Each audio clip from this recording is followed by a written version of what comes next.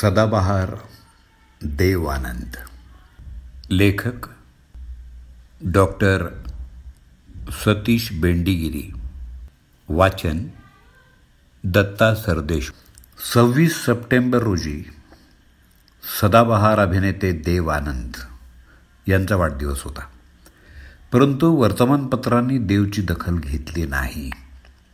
28 September रोजी लता दिदी यांच्या वाढदिवसानिमित्त वर्तमानपत्राचे रकाने भरून गेले. लता यांच्या स्वराला तोड नाहीच. जागतिक पातळीवर नावाजलेल्या गायिका आहेत त्या. परंतु देवनं पण अभिनय क्षेत्रामध्ये उत्तुंग कामगिरी केलेली आहे यात शंका नसावी. हिंदी चित्रपटसृष्टीतील पहिला अँटी हिरो अथवा अँग्री यंग मॅन कोण असं विचारलं तर तुम्ही अमिताभ बच्चन यांचं नाव घ्याल. यात दुमत नाही. पण नायक हिरो म्हणजे साधन शुचिता असणारा आणि सभ्य माणूस या प्रतिमेला तडा दिला तो देवानंदनं. त्यानंच अँटी हिरोची ट्रेंड सुरू केली. बाजी चित्रपटातला मदन आठवा, आजारी बहिणीसाठी अट्टल जुगारी बनलेला देव, हाऊस नंबर 44 मधला अशोक म्हणजे गुन्हेगारी प्रवृत्तीच्या माणसांचा नायक आणि स्वतः अट्टल गुन्हेगार, टॅक्सी ड्रायव्हरमधला मंगल गुन्हा करण्यासाठी स्वतःची गाडी वापरू देणारा इसम, काळाबाजारमधला रघुवीर, सिनेमाच्या तिकिटांचा काळाबाजार करणारा आणि सभ्यतेचा बुरखा पांघरून वावरणारा देव, शरीफ बदमाश, ये रात ये चांदनी फिर कहाँ असं म्हणत मारियाला प्रेमाच्या जाळ्यात अडकवणारा आणि नंतर तिच्याशी सतत खोटं बोलणारा जालमधला टोनी. संपूर्ण व्यक्तिरेखा खलनायकाची. गाईडमध्ये पण साधू बनेपर्यंत तो खलनायकच आहे. बंबई का बाबूमधला पहिला बाबू आणि नंतर एका निष्पाप कुटुंबाला फसवण्यासाठी कुंदन बनलेला देव. ही व्यक्तिरेखा देवनं फार ताकदीनं रंगवली आहे. नैतिक अधःपतन झालेले, समाजानं न स्वीकारलेले आणि वाळीत टाकलेले अशी पात्र देवनं खुबीनं उभी केली. अमिताभची जंजीरमधली अँग्री यंग मॅनची भूमिका अगोदर देवानंदलाच दिली होती. यातच सगळं काही आलं. देव अभिनेता नाही, दिलीप कुमार खरा अभिनेता अशीच धारणा होती. कारण दिलीप ट्रॅजेडी किंग होता. ट्रॅजेडी सीन्स जो वठवेल तो खरा अभिनेता असा समज होता आणि देवला ट्रॅजेडी सीन्स जमत नाहीत अशी टीका देववर होत असे. पण तो केवळ गैरसमज होता. बंबई का बाबू चित्रपटात नायिकेचा भाऊ बनावं लागतं, पण तिच्या प्रेमात पडल्याची भावना तिच्यापर्यंत पोहोचवताना झालेली तगमग देवनं अशी व्यक्त केली आहे की तसं दिलीप कुमारलाही जमलं असतं की नाही माहीत नाही. शेवटचा सीन पहा. सुचित्रा सेन पालखीत बसून वरातीबरोबर सासरी जायला निघते तेव्हा त्याच्या चेहऱ्यावरची जीवघेणी ओढाताण बघताना देवला ट्रॅजेडी व्यक्त करता येत नाही असं म्हणणारे त्याची तुलना दिलीप कुमारशीच करतील. तेरे मेरे सपनेमधला डॉक्टर आनंद डॉक्टर होताना जे आदर्श पाळायचे असं ठरवलं ते आदर्श वास्तविक जीवनात पाळणं कठीण होऊन बसल्यावर होणारी दोलायमान अवस्था देवनं अत्यंत परिणामकारकरित्या दाखवली आहे. हम दोनो या चित्रपटात देव नंदाला सांगू शकत नसतो की तो मेजर वर्मा नाही आणि साधनाला समजावू शकत नाही की तो नंदाकडे का जात असतो. तेव्हा त्याची होणारी कुचंबणा त्यानं काय ताकदीनं उभी केली आहे. मेजर वर्मा आणि कॅप्टन आनंद या दोन भूमिका त्याच्या कारकिर्दीतले मैलाचे दगड ठरतात. अशी दुहेरी भूमिका केवळ देवच करू जाणे. मेजर वर्माची देहबोली तर भारताचे पहिले फील्ड मार्शल सॅम मॅनेकशॉ यांची आठवण यावी अशी आहे. देवच्या यशात गाण्याचा वाटा खूप मोठा आहे. पण गाणं म्हणताना जो मुद्राभिनय करावा लागतो त्यात देवानंदला तोड नाही. अभिनेते जेव्हा पडद्यावर गाणं गातात तेव्हा पार्श्वगायकाच्या गायकीनुसार ओठांची हालचाल करतात. त्याला इंग्रजीत लिप सिंकिंग असं म्हणतात. गाण्यावर हुकूम ओठांची हालचाल आणि चेहऱ्यावर उमटणारे भाव यात अभिनेत्याचा कस लागतो. गायकाचा आवाज टिपेला जातो तेव्हा साहजिकच कपाळावर आठ्या उमटल्या पाहिजेत. पण हिंदी सिनेमातील पट्टीचे अभिनेते म्हणजे राज कपूर आणि दिलीप कुमारसुद्धा या छोट्याशा गोष्टीकडं कानाडोळा करत असत. त्यामुळं मोहम्मद रफी साहेब कोणता अभिनेता आहे हे पाहून त्याच्या अभिनयाच्या जातकुळीनुसार पार्श्वगायन करत असत. हिंदी सिनेमातले काही अभिनेते संगीताच्या आणि रफी साहेबांच्या आवाजानं तारले गेले.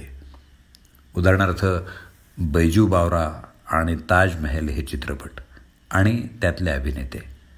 लिप सिंकिंग आणि चेहऱ्यावरचा हावभाव हुबेहूब करण्यात देवचा फार वरचा क्रमांक आहे.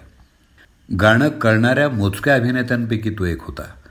गाण्यातल्या शब्दानुसार खांदे, हात, पाय यांच्या हालचाली आणि त्याही लयीत व्हायला हव्यात हे कसब त्याच्याकडं होतं.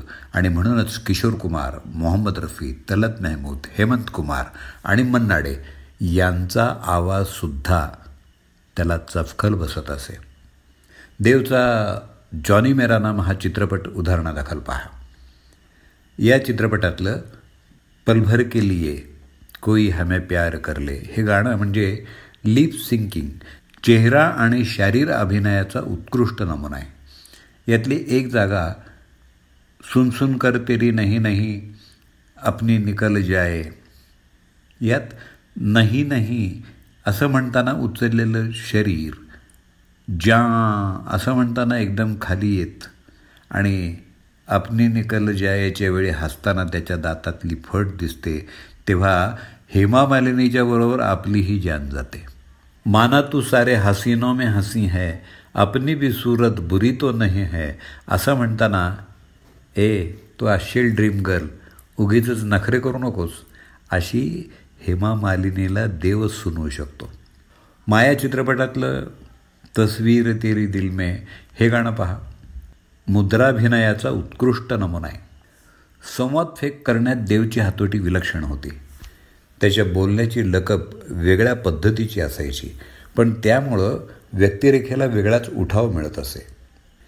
तेरे मेरे सपनेमधला डॉक्टर देव डॉक्टर जगन्नाथ कोठारीला त्याच्या नशेबद्दल जाब विचारताना म्हणतो, मेरे लिए अभी ये जान लेना बहुत ज़रूरी है, ठर्रे की ये बदबूदार बोतल देखता हूँ तो MRCOG लंदन समझ में नहीं आता.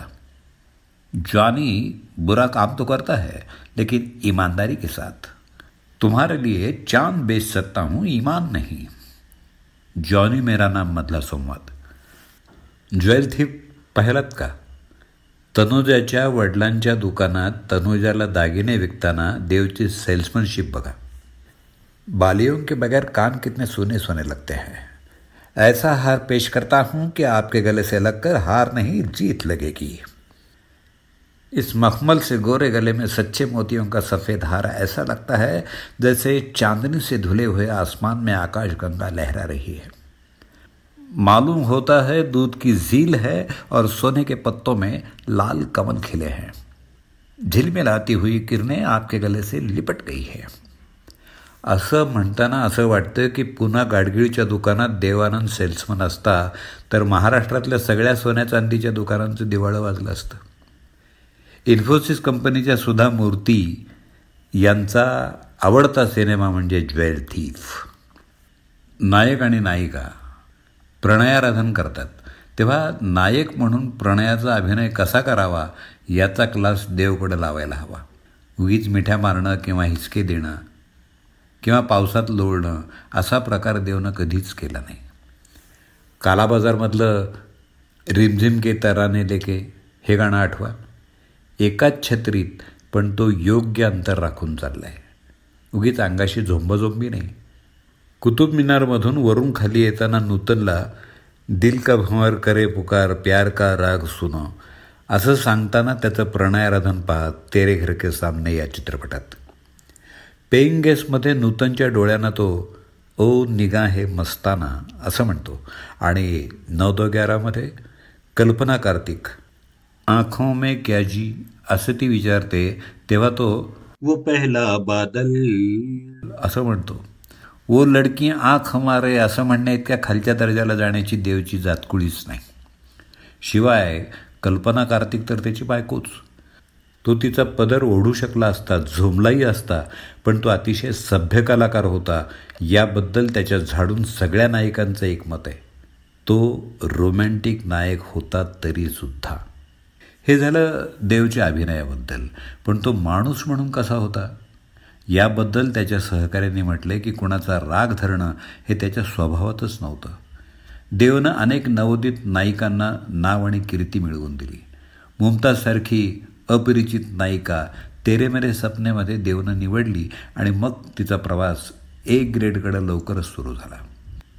त्याचप्रमाणे लोकांना न आठवणाऱ्या नटांना पुन्हा पडद्यावर आणून नवसंजीवनी प्राप्त करून दिली. प्रेमनाथकडं जॉनी मेरा नाम नंतर पुन्हा खलनायकी भूमिकांसाठी निर्माते त्यांचे उंबरे झिजवू लागले. मधुबाला चित्रपटात काम करू लागली तेव्हा तिला इंग्रजीची भीती वाटायची. देवनं तिला मार्गदर्शन केलं.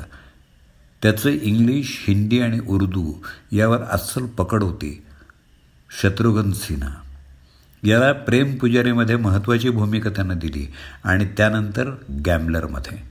शत्रुघ्न सिन्हाची कारकीर्द त्यानंतर बहरत गेली. 50च्या दशकामध्ये देव जेव्हा चित्रपटसृष्टीत अबकड शिकत होता तेव्हा एका इंग्रजी नियतकालिकामध्ये त्याच्याविषयी एक वाक्य आलं होतं. ते वाक्य असं होतं, आजपासून 5-10 वर्षानंतर कोण हा देवानंद असं म्हणावं लागेल. तो कोणाला आठवणारही नाही. देव मात्र आनंद वाटायला कायमचा उभा राहिला आणि अमरदीप झाला. हर देवानंद. लेखक doctor Satish Bendigiri. Mobile number 9075810260. वाचन दत्ता सरदेशमुख. 8329730186.